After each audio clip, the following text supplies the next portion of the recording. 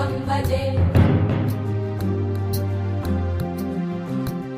भानुकोटिभास्वरं भवाब्धितारकं परं नीलकण्ठवीप्सितार्थदायकं त्रिलोचनं कालकालमम्बुजाक्षमक्षशूलमक्षरं काशिकापुराधिनाथकालभैरवं भजे शूलटङ्कपाशदण्डपाणि